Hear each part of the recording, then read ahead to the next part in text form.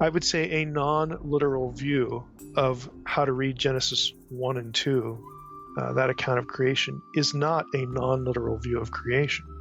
Let me say that again.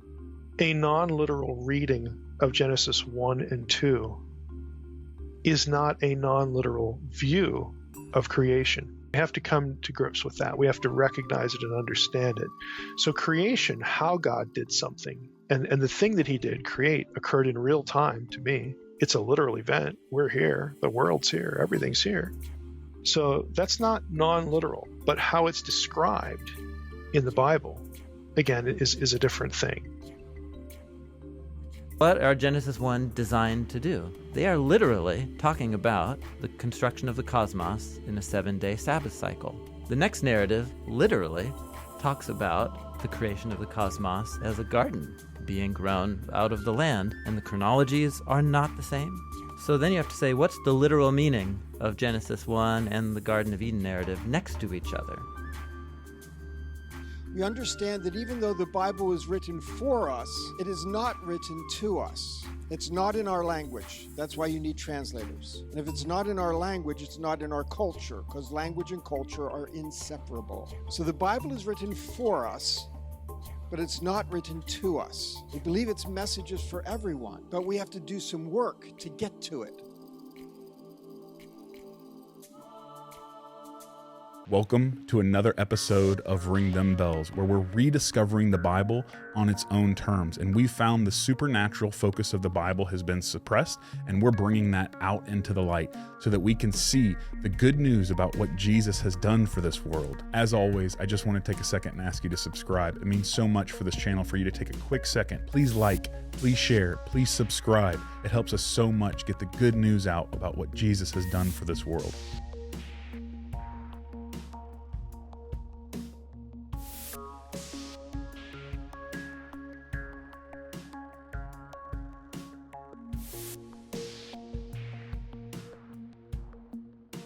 Well, it begins by introducing us to a beautiful mind, the author of all reality, a being called God.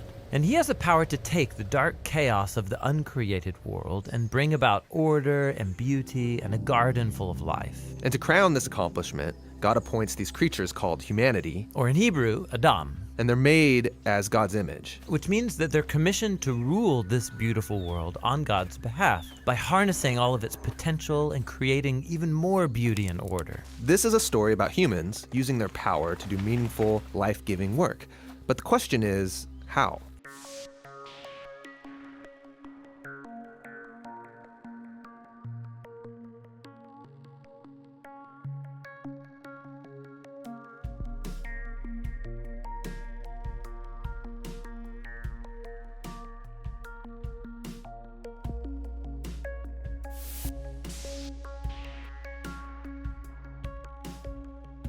I wouldn't say that I don't believe Genesis 1 and 2 are teaching science because of polemic. I think polemic is one reason for that.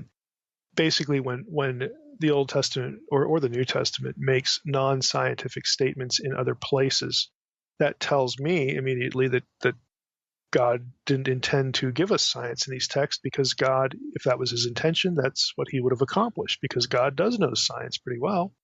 So if God wanted a writer to give us that information, science that would satisfy a 21st century person and beyond, he could have certainly picked somebody to do that, dropped it in their heads, and it would have come out on paper, as it were.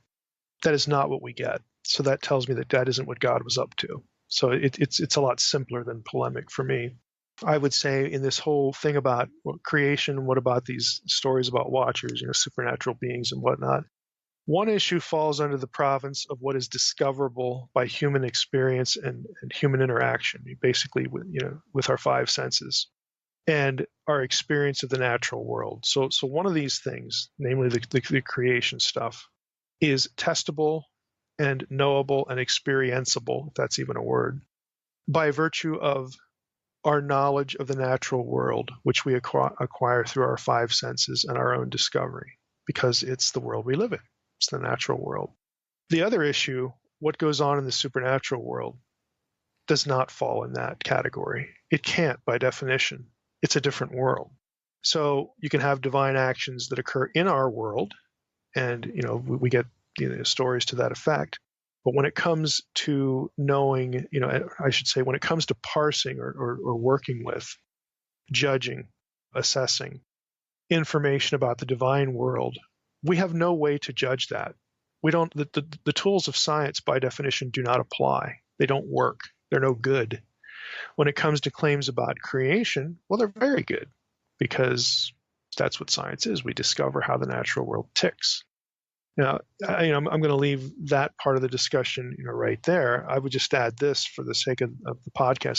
I would say a non-literal view of how to read Genesis 1 and 2, that account of creation, is not a non-literal view of creation. Let me say that again. A non-literal reading of Genesis 1 and 2 is not a non-literal view of creation. God created, period. Punctuate the sentence, okay? How he did it is the issue of disagreement. His creative acts are therefore literal. They happened in real time. They occurred.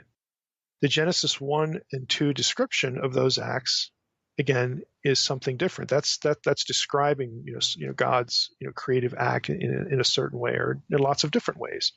Do we realize, for instance, that the Old Testament creation accounts aren't just in Genesis? You get one in Psalm 74. It doesn't look a whole lot like Genesis 1. Looks a little bit like it, but there are other things about like slaying a dragon, bringing order out of chaos. It's quite different. Creation texts with an S on the end exist in the Bible. It's not just Genesis 1 and 2. And we have to come to grips with that. We have to recognize it and understand it. So creation, how God did something, and the thing that he did, create, occurred in real time to me. It's a literal event. We're here. The world's here. Everything's here. So that's not non-literal, but how it's described in the Bible, again, is a different thing. We have to look at, the way things are described, and again, ask ourselves, well, if God was trying to communicate science, why did God mess up here and there and other places? That kind of thing. How do we deal with that? And people again try to reconcile, the findings of science that satisfy a 21st century audience with the language of Genesis. I think that effort, though admirable, is pointless.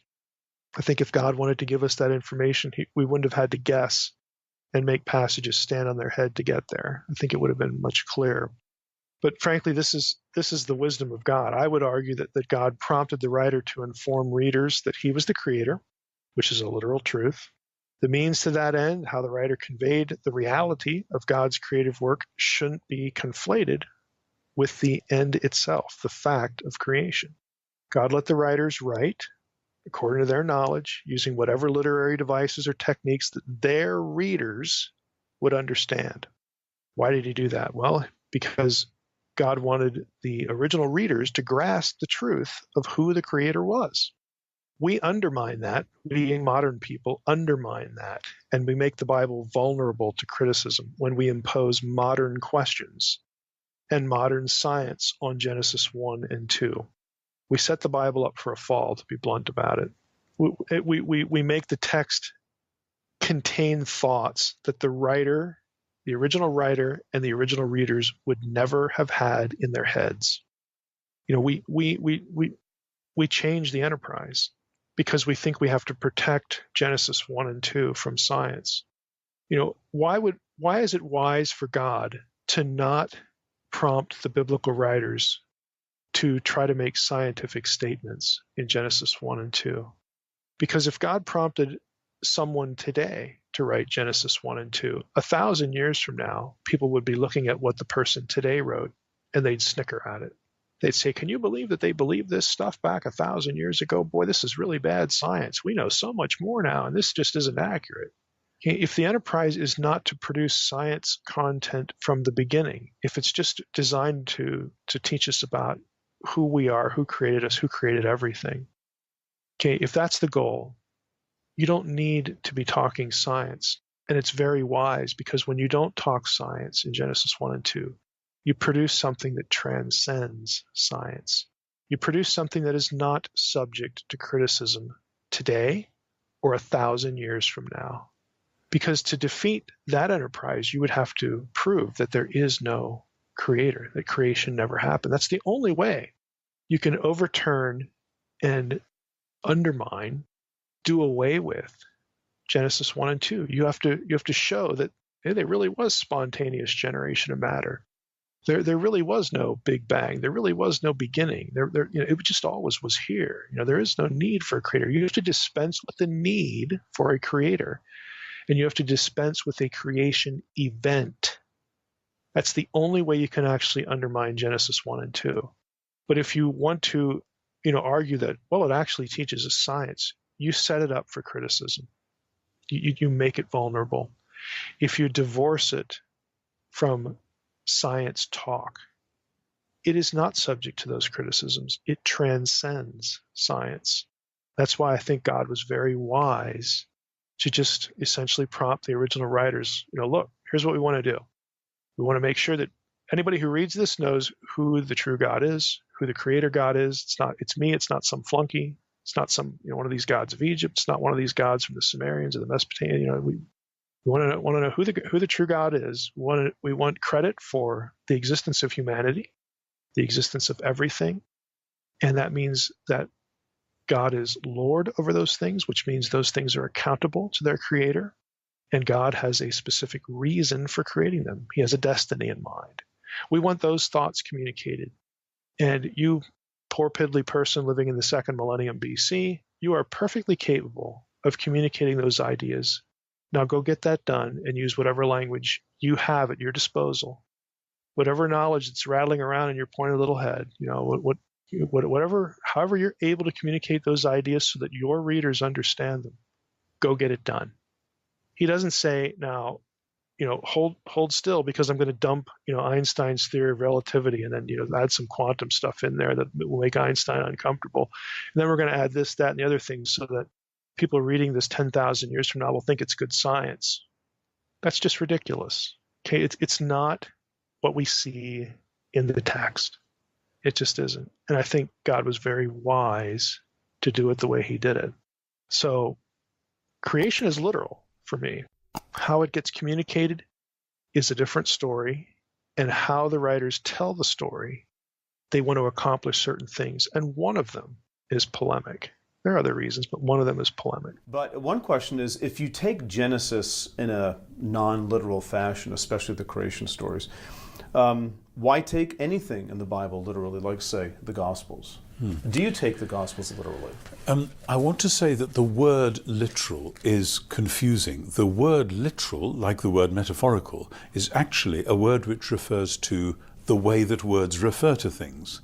Whereas what we often mean is the distinction between concrete and abstract. Concrete being something definite, physical, substantial, abstract being like an idea. Now you can refer metaphorically to something concrete. If I call my car the old tin can, that's a metaphorical reference to something that is definitely solid. Or you can refer literally to something abstract. If I say Plato's theory of forms, that theory is itself an abstraction, and the forms are themselves abstract, and it's doubly abstract, but I'm referring literally to it. So when we say, is Genesis to be taken literally, what I want to say is that doesn't settle ahead of time the question of what it actually refers to. And when we are reading any text, it ought to be an open question. What does this text intend to refer to, and how does it intend to refer to it? And famously, when you read in the Gospels, Jesus saying there was a man who had 2 sons and the younger one took the cash and ran and then came back, etc., etc. It makes no sense for a reader of the Gospels to say, I need to know where this farm was. I want to know what the name of that father was. Can I go and visit him? Or could you have done at the time? That's just, Jesus himself and his first hearers would have said, don't be silly. That's a parable. So I want to say that you've got to go case by case. When it says Jesus was crucified, it really means Jesus was crucified. That isn't a subtle metaphor for something else. But when Jesus himself tells a parable, the point is not that this actually happened somewhere and we're drawing lessons from it. The point is this is a cheerfully fictitious story, but often the real meaning remains concrete. If they do not hear Moses and the prophets, neither will they believe even if one should rise from the dead. And the concrete application of that is, if you've got a poor man covered in sores by your gate, you ought to be looking after him. So it's a much more interesting and complicated question than your culture and mine has ever allowed us to get into by this literal, non-literal split. So when you go back to Genesis with all of that, I really want to know, what did the writer of Genesis, or the people who wrote the bits and pieces which came together as Genesis, what did they intend to do by this story?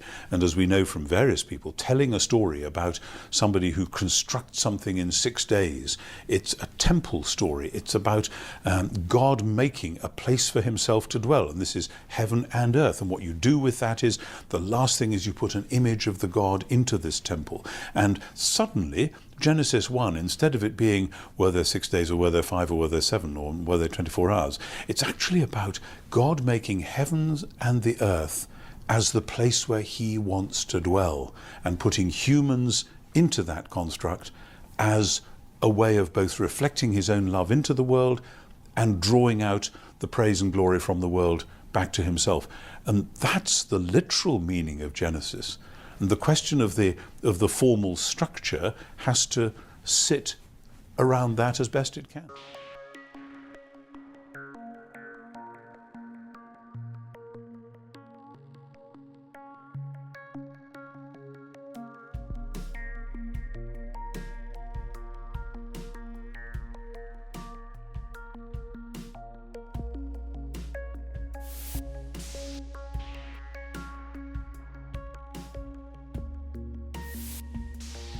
Is there any indication that later biblical authors are aware of the discontinuities between Genesis 1 and Genesis 2? Do they see them as a unified whole? What about ancient rabbis or early Christians? Would love to hear your thoughts. Thanks. Cool. And so what he's talking about is Genesis 1. Genesis 1:1 through chapter 2, verse 3. That's right. This is a 7-day narrative. Okay. Yeah. Yeah, it bleeds into chapter 2. Yeah. Is God creating out of the deep abyss in a 7 days, and humans show up on the 6th day after the animals. Yeah. And then in the second story that starts in Genesis 2:4/5, God creates out of a wilderness, and humans are actually created first before the animals. Before the animals, yeah. And so those are kind of the big differences. And it's easy to spot, right? Yeah. So wouldn't have any of the other biblical authors been aware of these discrepancies, and what did they do with them? Yeah, so we're back to the literal meaning. But if what we mean by literal is what these texts are designed to communicate. So if the purpose of the text was to give a unified linear sequence, it's a very difficult reading experience. Yes. The author, and that's what we experience. That's what we experience. So then I think that should force us to go back, maybe the thing that I'm supposed to get here is not that, but another set of ideas. So if you begin to compare and contrast repeated words and categories, what you get is something more like think of two paintings. This goes back kind of similar to our conversation with John Walton. It's an illustration that he's used before that I like. Think of one as like a view of the night sky from a Hubble Space Telescope, and then another view like Vincent van Gogh's Starry Night. Two representations of the night sky, of the same reality, the night sky. They're very different in their surface presentation. Yeah. And what if Genesis 1 and 2 are more like that? And so that both are giving complementary portraits of the nature of the cosmos, the role of humans and human identity within God's purposes in the cosmos. And if you look at that, they really are parallel. So for example, the role of the Spirit. This actually, it's great for an example, and I just learned this. I taught a class on Ezekiel last week, and this hit me like a ton of bricks. So in Genesis 1, God's Spirit is present in the dark waters. In Genesis 1 verse 2, we talked about that, and God begins speaking. In Genesis 2, God's breath is present in that he infuses it into the dirt to make the humans. In Genesis, he does? His breath. Oh, yeah. He breathes into the dust, the breath of life. That was already been formed. Yep, that's right. But the point is that God forms the dirt, but the dirt is not inert. a human yet. Yeah, I was about to rhyme. The dirt is inert. The dirt is inert. Until God breathes into it. And turns it into That's right. dirt. In Genesis 1, humanity is male and female already. In Genesis 2, there's just a singular human who is split and then you have man and woman. So you have these different concepts. In Genesis 1, they're told to be fruitful and multiply. That language is not used in Genesis 2. It's about the two becoming one, flesh. Okay, so in the book of Ezekiel, there's a sweet set of 3 essays or 3 paragraphs that are all right next to each other. The second half of chapter 36, and then Ezekiel 37 has 2 parts to it. And all 3 of them are meditations on the restoration of Israel from exile back to a new Jerusalem. And each one of them is riffing off of different elements in Genesis 1 and 2. And it treats different ideas and words from Genesis 1 and 2, but unifies them. So for example, in Ezekiel chapter 36, God says he's going to recreate his new covenant people by putting his ruach within them, putting his spirit within them. And you're like, oh yeah, sweet, Genesis chapter 2. Always a good thing happens when God's ruach shows up. And then he says he's going to plant a new garden where there'll be fruit trees multiplying. And you're like, yeah, sweet. The trees multiplying. So this is all Genesis 2 kind of stuff. That's all Genesis 2. And then he says at the end, and they will be fruitful and multiply. But that's language not from the Eden narrative. From Genesis 1. So that shows you Ezekiel views Genesis 1 and 2 as complementary. And he'll use the language of those 2 creation stories and blend them together to talk about new creation. He does the same thing in the Valley of Dry Bones. He does the same thing in the story after the Valley of Dry Bones, where he talks about, he says, get 2 trees, and then he says, write on them the names of Judah, and then Joseph, the divided brothers, the divided tribes. And then he says, I'm going to put them back into that new Eden, planted back in 36, and the 2 will become one. And then he says, and one king will reign or rule over them. So he's taking the 2 becoming one from the Garden of Eden, but he's getting the image of God ruling and reigning from Genesis 1. So he's taking, once again, concepts from both The ruling stories. and reigning being the image of God stuff? Yeah, and it's the new David Messiah. So the point is here's an example of a later biblical author who sees these 2 first creation narratives as complementary portraits referring to the same thing. Yeah. So those are just recent insights that I had, and I was like, wow, that's good. Ezekiel, that guy's brilliant. And you can see it continuing on into the early Jewish literature of the Second Temple in the New Testament. They don't seem to have a problem with Genesis 1 and 2 having different timelines. They just quote and interact with them as if they're complementary. And to me, that was an early clue many years ago, like, oh, maybe the problems that I have, I'm bringing the wrong expectations to these narratives. So Genesis chapters 1, 2, and 3 is a wonderful piece of ancient writing which, like a great many things in ancient and indeed modern writing, expresses inexpressible truths in very sharp pictorial language. One of the fascinating things about Genesis 1 and 2, the story of creation, is that they're 2 different stories, one in Genesis 1 and one in Genesis 2, and if you take them as literal as they stand, they actually don't quite fit together. The order of doing things is different.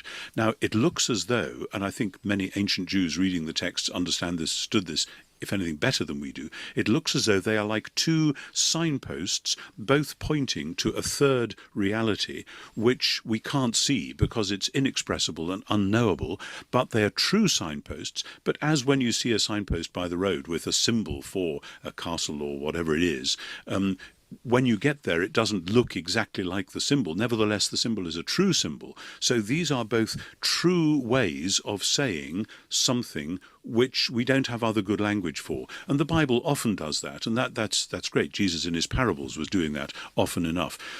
Now, that's not to say that, as it were, nothing happened. What it is to say is that the truth behind all these is that the world was made by a good and wise and loving God.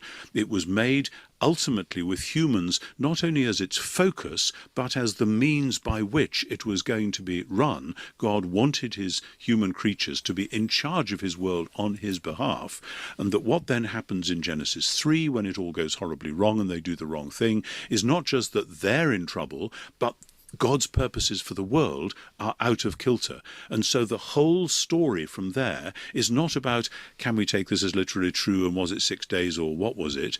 But it's about how has the purpose of this good God for his wonderful world got to get back on track through the work of Israel, through the work of Jesus, and then through the work of those who believe. Here's how we know Genesis 1 is crafted and worded with an eye towards all of these other cosmologies. multiple times in the Hebrew Bible, Psalm 74 is a classic example, you find an Israelite poet accessing and drawing upon these battle of creator versus the dragon stories. So Psalm 74 is... Like Marduk did. Marduk battled the dragon. Yeah, yep. So Psalm 74 begins with a lament from a we, saying, "O God, why have you rejected us? Why are you angry?" And he goes on to say, Jerusalem's been destroyed. But us is Israel in exile. Us is Israel. Jerusalem's been destroyed. Mount Zion in perpetual ruins. The enemy has damaged everything in the temple. They lifted up axes, smashing with hatchet and hammers, burning your temple to the ground. Verse 9, we don't see any signs. There's no prophets to explain what's happening. We don't know how long. How long will the adversary revile us and your enemy? Why do you withdraw your hand? Verse 12, yet darkness, tohu vavohu. He's describing it. Yeah. And then he says, but God is my king from of old. So within biblical faith, even you look into the face of the most horrendous disorder, and you remember, this is the natural state of things, to go this way. Yeah, left to our own devices, this is where it ends up. I shouldn't be surprised. And this poses no ultimate threat to God's royal creative power. He works deeds of deliverance in the midst of the earth. And then here's the line. You divided the sea by your power. You're like, oh, yeah, it's Genesis 1, right? Right? The waters from the waters. Split open the sea. Split, yeah. You broke the heads of the sea monsters in the waters. Yeah, I don't remember that in Genesis 1. Yeah. You crushed the heads of Leviathan, which is a serpent reptile figure. Which is in Genesis 1. Yeah, Genesis 1 has a sea monster. He's made in He's day one 5. of the water swarmers. Yeah. But there's no talk of God crushing him. No. So here within this poem, we're remembering this poet's conceiving of creation within the Babylonian type of terms. What else is it? It's an Israelite biblical poet drawing on the Babylonian Marduk combat. But putting Yahweh in the place. But Yahweh is in the role of Marduk. And then look, you broke open springs and torrents. You dried up ever-flowing streams. Yours is the day. Yours also is the night. Seems like he's going back and forth between the Hebrew one and the Babylonian one. I mean, he's making the Babylonian cosmology work for his Yahweh theology. So he's putting Yahweh in the place of Marduk, but then he's also saying, listen, but Marduk did overcome Tiamat. He is more powerful than Tiamat. And so he's saying, listen, even yours is the day, but yours is the night. That's very similar to Genesis 1, where the night is contained now within Yahweh's purpose. So he's remembering that creation was like a battle. But we just got done saying creation's not like a battle. Not according to Genesis 1. So why is he referring to it as a battle? Yeah, these can both be contained within the same Bible, and that's fine with the framers of the whole Hebrew Bible. They're both perspectives that are valuable, apparently. But so the psalmist here is recognizing in the Babylonian mythology, our creation story, that Marduk had to slay the dragon, and that was a battle. And then split open the dragon, which is similar to splitting open the sea. And he's saying, God's the one who ultimately really did that. But in Genesis 1, the way he did that wasn't a battle. It was artistry. Yeah.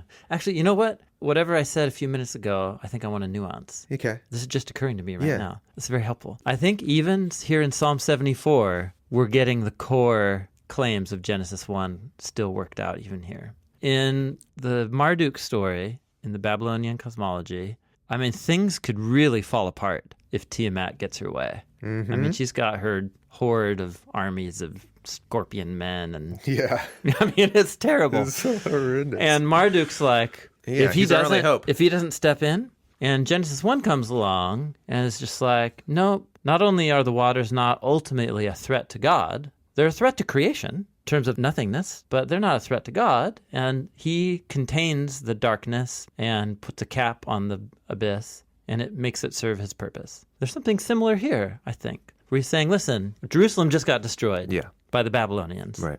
Is this a moment like Marduk? Like, oh, you're being threatened, Yahweh. The Babylonians. Because the Babylonian god is Marduk. Yeah. So they're sitting here. Is Yahweh being Marduk threatened? looked like it just won against Yahweh. Yeah. And then in verse 12, the poet says, you know what? No. Genesis 1. My God is the actual king. And the sea monsters, right, that Marduk fought, you crushed them. But then he says, yours is the day, yours also is the night. Babylon's unleashing chaos here in Jerusalem must serve some purpose within your order of light and darkness. I think that's what he's saying. That's beautiful. Even this darkness is something that, because you are the ultimate power in the universe, it must serve some role in your purpose. It's not a threat to you. It's because you've allowed it this time of darkness. I think that's what he's saying. I get that. Why then does he say that Yahweh broke the head of the monster in the waters? Oh. Because he didn't. He never did that. Well, in a way, when he separated the waters from the waters. Because that's the same kind of thing that Tiamat was doing when he's like... Totally. Yeah, I mean, I think he's saying you're Marduk and more than Marduk. I see. Your God, who you think just won against our God, his decisive victory that made him the supreme God in your mind was him slaying the sea dragon and separating the waters. But our God is the one that did that, but it wasn't actually a battle. It was just him saying... So breaking the head of the monster was him just saying, let the waters separate from the waters. And he's not referring to the sea monster in day 5. Correct. Within Genesis 1, the concept is the waters are just waters. They obey God's command. And where does the sea monster that the Babylonians fear fit into God's world in Genesis 1? It's just... He's just swimming around. Yeah, it's just swimming around from day 5. Yeah, with the other fish. Yeah, he's a creature. In Psalm 74, the sea monster is being brought up in the Tiamat role as a face to the chaos. I see. And the poet says, nah, even this isn't an ultimate threat to you. But all the same, you do have to... You can see here, Genesis 1. Genesis 1 doesn't have any sort of violence associated with God separating the waters. Right. But Marduk does when he does it. So the psalmist here is saying that Marduk breaking the head of the monster stuff, our God did that. Yeah. And when Genesis 1 is writing its cosmology the way that it is, it's actively aware of this kind of... The Babylonian. And choosing a different way to frame things to show that their God has no rivals. I love that line, the day is yours and also the night. Also the night. That's a very similar way of saying Yahweh contains the darkness in Genesis 1. He allows it a period, and it can fit a purpose, but ultimately he's the author of light. And gosh, so many, I was about to say mysteries, but it's so many profound images here. Okay. Authority. That's because, for me, the Bible has authority. Again, some of you might be in a different place on that. But if you are, at least you can listen and hear how Christians approach this topic. And because sometimes there's misunderstanding about how Christians approach this topic. So, authority is how we started trying to figure out how we can be faithful interpreters. Now, for that, we have to figure out how authority works. Christian belief has traditionally understood the idea that God had purposes, communicative purposes, and that God carried out those purposes through human intermediaries, through human instruments. We call them the biblical authors. And so God chose to use that process to communicate with us. And so the human purposes of those people who were writing and speaking, they are reflecting God's purpose. And so in that sense, the authority of God is vested in those instruments. That means if we want to understand what God has to say, we need to understand what those human authors are saying. That's how he chose to work. In that sense, we have an accountability to the human instruments who have produced our Bibles. And that accountability is important because if we're going to understand biblical truth, we have to understand it in light of what they were intending to communicate. And if we're going to understand what claims the Bible makes in any area, whether it's human origins, as we're talking about here, or if you're talking about any of the social issues today, we have to understand what claims the biblical text is actually making, because sometimes there's misunderstanding about that. And that's what we're going to be exploring today. We're not going to be looking at the science. You're going to have other lectures to do that as this series moves on. But we're going to be looking at the biblical text and what claims it makes. Now, once we understand that the text is working by means of these human instruments, we understand that even though the Bible was written for us, it is not written to us. It's not in our language. That's why you need translators. And if it's not in our language, it's not in our culture, because language and culture are inseparable. So the Bible is written for us, but it's not written to us. We believe its message is for everyone, but we have to do some work to get to it. God could have communicated it fresh, once a century to every language and every culture. God could have done it however he wanted, but he didn't. And we have to work with how he did do it. So if we're going to get to that authoritative message, if we're going to understand the claims of the text, we can't understand them against our world because it was not written to our world. We're reading someone else's mail. Instead, we have to try to get to their world. I'm not a science guy, so I let the science people do the science thing. And I have to admit, I was probably influenced in grad school because, again, my original context was young Earth, kind of creationism. Well, when I went to grad school at Wisconsin, our church, and again, this was a serious church. These are real Christians. We're not just sticking the name on the door, so people come and give us money. These are serious Christians. We were dominated, and I mean dominated, by people in the hard sciences. We had the head of the botany department as an elder. We had professor of electrical engineering. We had 2 research physicists. We had an entomologist. We had a couple biologists. We had a chemist. The grad schools and I'm like, hey, where are the humanities people? I'm like the only one here. Everybody else is a scientist. But Okay. It was really good for me. And there was like one other person in a humanities field as a grad student. This was a church that was really heavily, attended, by graduate students and professors. And it was good to sort of be the minority there because you get into conversations. Okay, like why do you see it this way? And how do you articulate this idea, or to friends or whatever? How do you parse this out in your head? And so that was really, really good exposure because I couldn't question their commitment to the Lord, to a high view of Scripture. I mean, I couldn't question any of those things. They don't have anything to nitpick. And it was my first real exposure to some rigorous-minded individuals that just did not take what you would sort of, again, in my context, kind of growing up, what you would think, well, if you're really a Christian, you think this. No, actually not. It's a whole lot wider than that. So I think that's really invaluable. And for me, that it didn't necessarily, it didn't say, well, now that you've met a lot of people who aren't young Earth creationists, you need to find a different way to interpret Genesis 1:1-3. That was never a thought I had. I already knew because of Hebrew grammar that all these things were on the table. And it's like, oh, yeah, that is sustainable.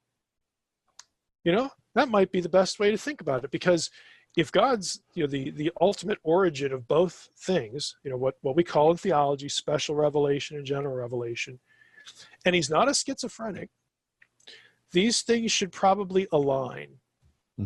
And so we ought to be asking, what's the most coherent alignment? What might that be? And there might be 2 or 3 ways to align them. Okay, well, now which one do I think has the least problems or is the most plausible? I mean, that's where it becomes fun. It gives you something to think about, as opposed to, well, I've just checked all the boxes now, and now I can compartmentalize, my Christian experience and, go off and play fantasy football because I want to engage my brain somewhere. We have a lot of people in this situation. They got all the boxes checked, and they really assume they don't have anything to think about anymore, when there's lots to think about, and God isn't threatened. He's not threatened. And you shouldn't be either. Yep. Even in an undergrad, I had a geology class from a professor who really wanted us to understand these as literal. Yeah. So a couple of challenges there. One is the meaning of the word literal. And the other one, is this really a new perspective? So part of what we're trying to say is that there's actually nothing new here. What's new is our synthesis of the biblical cosmology and translating it and harmonizing it with modern cosmological ideas. That's the new thing. Mm-hmm. What we're trying to do is recover the ancient understanding of these narratives the way the biblical authors intended them. Yeah. It feels new because it hasn't been the main way these narratives have been read in the last couple hundred years in our cultural setting. Yes, in the last couple hundred years, there has been a large contingent of Christians who looked at Genesis 1 and 2 and thought, this must be like the cosmology books that are being written in our era, which are like explaining literally this happened.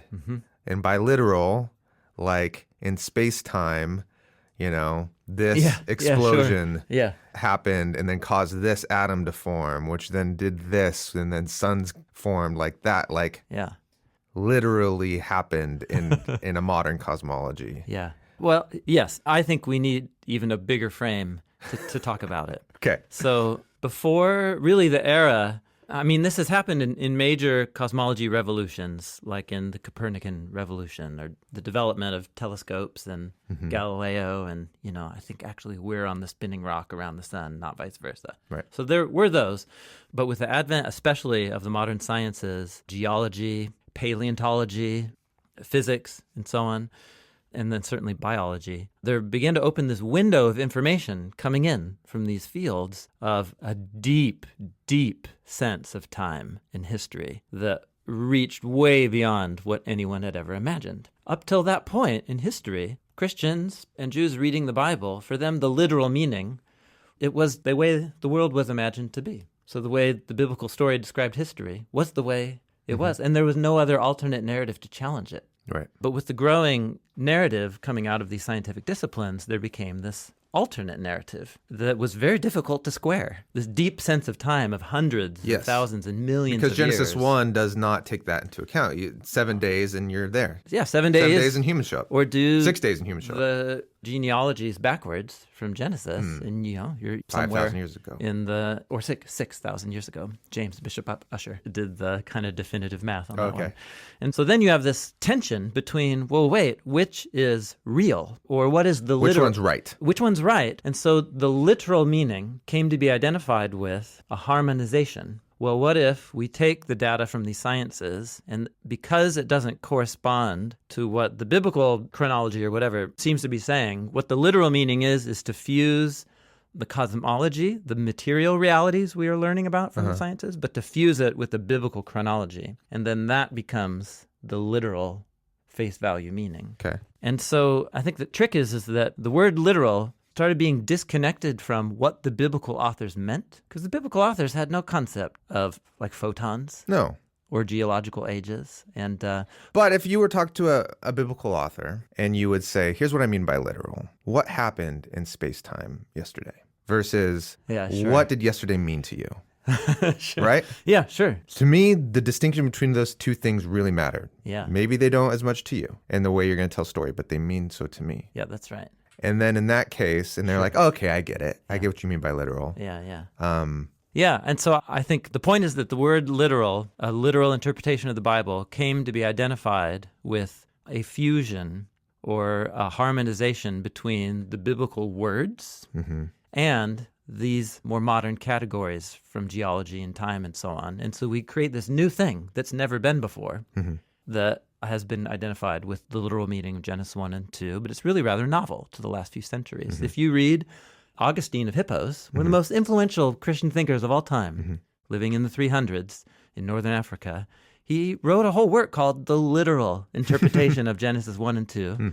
And if you go read it right now, you'll be like, whoa, this is not literal. And but for him it was. But for him it was. Yeah. And so it's helping us see the literal interpretation.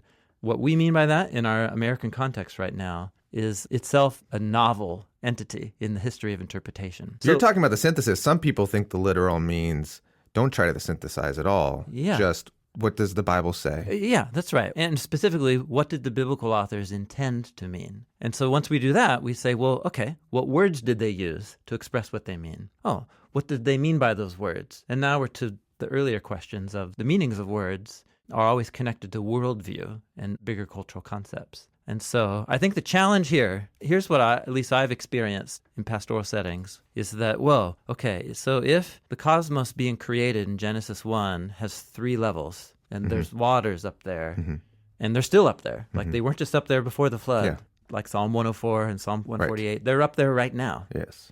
Well, I know that that's not how the universe is constructed. We're on a sphere. And so the Bible is wrong because it's not true. And so that's where I think we're to the question of what do we even mean? Like, just because a cookbook doesn't read like a New York Times editorial, does that mean it's not true?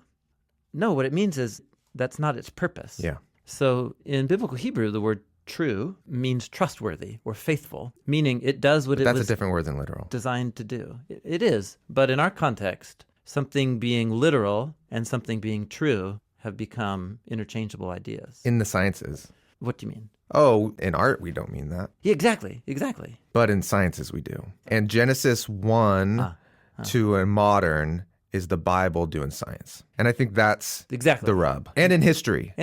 Science is in history. That's right. We want to make sure that the literal is also the true. In other things, we're okay with that not being the case. Yeah, that's right. But so the Bible's doing history, and if the Bible's doing science, to a modern, those two things need to align. Correct. Yep. And so if science is diverging from what I'm reading in my Bible, then what am I going to trust? Yeah, that's how the problem is presented. And I think what I hear you saying, though, is that the Bible's not doing science.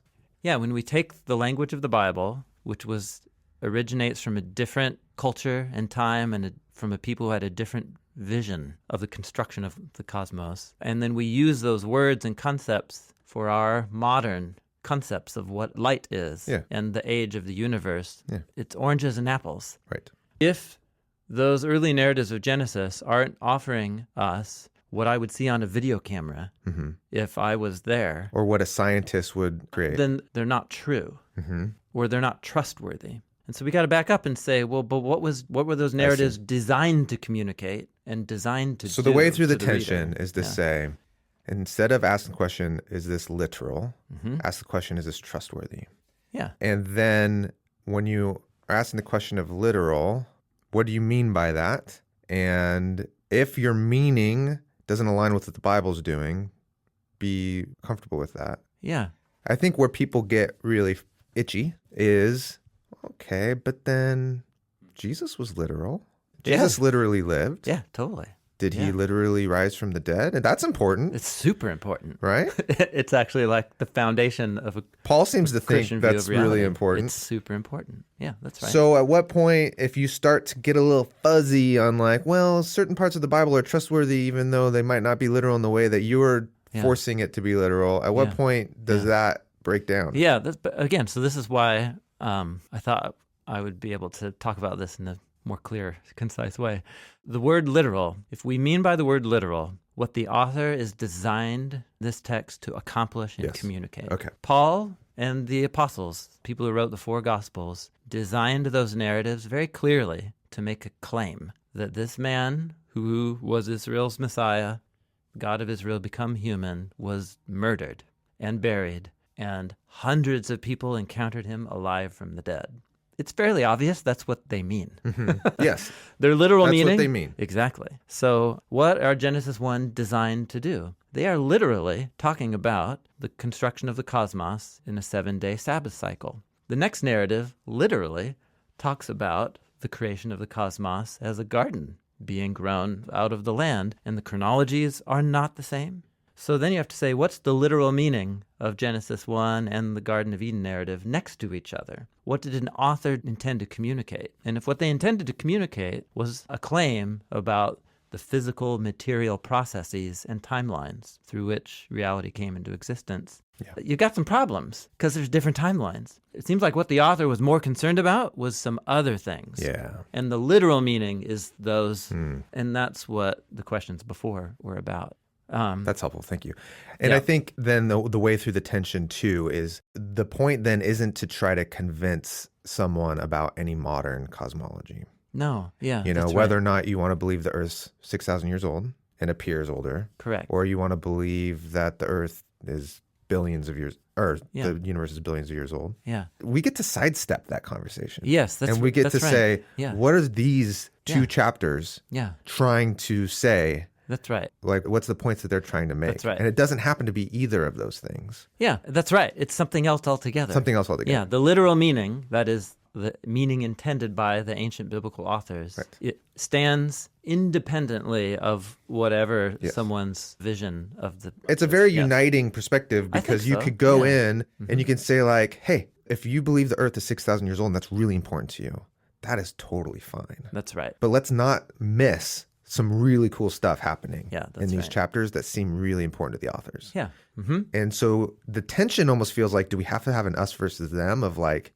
There's not. There's like, we all can come together. Correct. Regardless of your modern cosmology. Yeah. And see what this text has to offer. Correct. And so that's in effect what the interview with Joshua Swamidass Which was last week. Yeah, which was last week. Which was, and again, we were dipping our toes out of our normal conversations. Yeah. But for me, I appreciated his book because he was saying, no matter what your perspectives or convictions are about historical Adam and Eve, what we ought to be able to do is read the biblical text on its own terms. And then lo and behold, there is all of this scientific data that just hasn't been brought up yet because of the modern debates. And when you integrate those two, you get a hypothesis that emerges that could be at home in any of the views about historical or symbolic Adam and Eve. Yeah. So that's why I really appreciated his contribution, because it was very much in the spirit, I think, of what we're trying to do in this series, which is create that middle ground where we can all come from different positions and just sit at the feet of the biblical authors and try and hear them on their own terms. Yeah. That is, hear the literal meaning of Genesis 1 Now, and 2. when you have that conversation and you bring up all these other ancient Near Eastern cosmologies and show that, it does kind of set it up, to someone to feel like, wait, you're telling me I can't believe the earth is young, almost. It almost feels that way potentially. And you don't have to frame the conversation that way. You could still get to all this really interesting stuff about the waters and the abyss by just looking at the Bible. What is the newest creation text? Was it the Hebrew text or for some other culture? Yeah, I would think what's meant there is most recent. You're going to have, let me think about that. Ultimately, the Hebrew question is going to derive from when we think a certain passage was written. But it's not that easy. I mean, that's not easy, but it's even more complicated than that. Let me try to give an illustration here. Let's just say that Genesis 1 is the most recent of all these ancient texts. Now, I don't think it is, but let's just say it for the sake of illustration. Okay, is creation talked about anywhere else in the Old Testament? Sure. You get it in Psalms, you get it in the prophets, you get it in all sorts of other books. Well, let's say that one of them is in the first half of Isaiah. Okay, well then that's older than Genesis. Even if you take that really, really late view of Genesis, the first half of Isaiah at least. Psalms. Let's say Psalm 29 or Psalm, whatever, has something in it that sounds like creation language. Okay, I just picked out Psalm 29 because there are things in Psalm 29 that are directly traceable to Canaanite texts that are quite a bit older than the 6th century. So, what does the question mean? You know what I mean? It's like we have more than just Genesis. So probably the discussion shouldn't be oriented only to Genesis. And here's another layer. It gets even wider than that. We tend to think, when we think about ancient languages and we think about texts, creation stories, you know what we're thinking about? We're thinking about stuff that's written. Tablet, scroll, whatever. What the Hebrews believed about creation predates written texts because people thought thoughts before writing was invented. Okay, the Hebrew language and Hebrew thoughts about God did not begin the day somebody discovers an alphabet. People are having conversations. They're telling stories for hundreds, thousands of years prior to the invention of writing. So when you think about that, it's like, well, good grief, how much do I want to hang on the date of Genesis? Like, you have to change the question. You have to really change what you're looking for in the question when you start thinking about some of these broader things.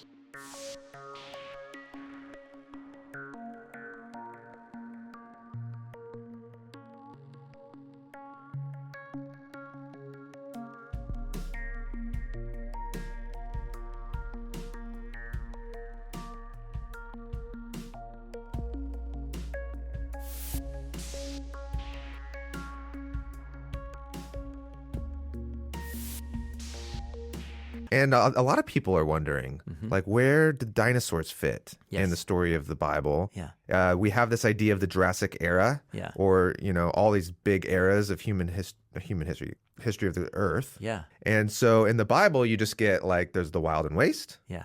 And then all of a sudden, there's animals and then humans. Yeah. So, like, where are the dinosaurs? Yeah, this is a great case study in this conversation we're having, connected to Kayla's question earlier. So just like the biblical authors had no awareness of quantum physics or photons, the creation of light in day one has nothing to do with the creation or physical existence of photons. They've never seen them or heard of them. And so it would be inappropriate for us to import our concept of photons into Genesis 1 and say, look, God's creating photons, but without Let there be photons. Let there be photons. So similarly, these concepts and awareness that paleontology and geology have given us of these Jurassic prehistoric periods and of these creatures and so on. The biblical authors had no awareness. They hadn't run into any of these bones. No. And if they had, they didn't know how to... Well, I wouldn't... They didn't construct them and realize, like, oh, these things are from... It's entirely possible, even likely, that they came across, like, dinosaur bones and stuff like that. Sure. I mean, the concepts of the dragon came from somewhere. Yeah. Yeah, and who knows what kind of animals were around. Yeah, animals go extinct. Totally, that's right. So I think the point is more that we have these concepts of dinosaurs that lived during this time. Right. And then we go to the Bible and say, well, the Bible is about the world that I live in. So unless we talk about every time. That's right. And so we take a modern concept of dinosaurs from the Jurassic period, and then we look within the biblical timeline for a place to slot them. Yes. And we're doing that apples and oranges things again. We need to let the biblical authors do their thing within their cultural context and cosmology. And then we need to let our cultural narratives that are growing and dynamic speak their story. And we need to bring them into dialogue on the level of those ultimate philosophical questions. And so this is my conviction, right? So I know that there are people who love and follow Jesus passionately, and they disagree. And they think we really do need to integrate those timelines with each other. I think the one thing I would just offer is to say, but aren't we starting to make the Bible say and mean things that the biblical authors had no concept of? And in that case, we're not doing biblical interpretation. But God had concept of it. Yeah, of course. But that's not what we're talking about. What we're talking about is about how God made these humans, the vehicle, and made their language, and therefore their cultural categories. And the way their minds work. The vehicle of what he wanted to say. Yeah. So in that sense, I think it's a misguided quest in terms of interpretation of the literal meaning to look for dinosaurs in the Bible, because it wasn't a part of the concept or tradition of talking about the origins of the cosmos. Yeah. But what you could say, we know dinosaurs existed. We've seen their remains. And they give all the indications of being unimaginably old to us. Like really, really old. Way before people were ever around. And so you do have to then go, how does that fit into my understanding of God and the cosmos? Sure, that's right. And what can you say? Yeah, the emergence of life on our planet is like nothing short of a miracle that it's here and that it has survived as long as it has and developed in all these fascinating ways. It's truly remarkable. And that we can know from fossils in the ground, this amazing history of life on our planet. And God is apparently very patient, very patient. But when we're talking about these deep, deep periods of time back into prehistory, and so on. It's just a different example of, like, the origin of galaxies, and nebula and space gases that gravity pulls together into stars and then planets and so on. And it's very similar. It's just like cosmos is a mystery. Yeah. It's interesting. I know there are many Christians who are just deeply suspicious of the sciences because they think the sciences have an agenda that are anti-God. And that has been and is true in some, though not all, wings of the sciences. Yeah. It's sort of like saying sports are bad. It's like, well, maybe some are. And really, I think what we mean is some people in different sports have maybe really distorted agendas and do things in destructive ways. But to just say... And it gets to as extreme as, like, science is lying to us about the earth being round. There's some people who think that's that. Right. All the way to a less extreme of maybe science is lying to us about the age of the earth or about how old these dinosaur bones are, to, like, maybe science is lying to us about what's happening with the climate. Like, there's all of these things. Yeah. Oh, yeah. And these are the culture wars. These are the culture wars. That's right. And there's a way of, like, in one sense, we're sidestepping that. And we're saying we don't have to talk about that. Yeah, that's right. But in another sense, the question here is saying, but when you do encounter those kind of things, then what do you do? Yeah. So let's say you encounter and you trust science enough that you're like, okay, these animals roam the earth, but I also really trust the Bible. Yeah. So what am I supposed to think about dinosaurs? They are part of God's creation. Yeah. Yeah, just like quasars are. The Bible doesn't talk about quasars. Yeah. But they're real, and they existed long before humans ever did. In many ways, there's no difference. And so here to where our bigger concepts of what is the Bible in the first place. It's God. It's our conviction that, like the beautiful mind, is reaching out to us through the story of this people and through the authors of these texts, but has chosen to accommodate and speak through the language and culture and concepts of the people that wrote these texts. And if that's your foundation for understanding what the Bible is, then it makes quasars or dinosaurs a very interesting question, but they're not relevant to understanding the Bible because the Bible just doesn't talk about those things. And one of the things I would love to see is people taking seriously the fact that we all do have a worldview. Our culture gives us a worldview, but that sooner or later it's possible to take your spectacles off, clean them, maybe even adjust the lenses, so that you can then see things more clearly.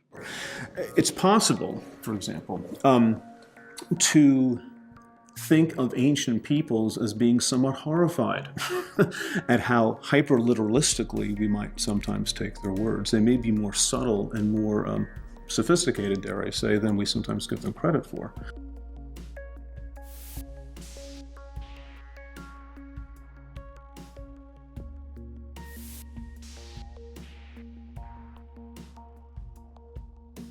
Well, I hope you enjoyed that episode. Our goal hasn't changed. Our goal is still here to spread the good news about what Jesus has done for our world. And you can help us do that by liking, sharing, subscribing to the channel, and helping us get this message out.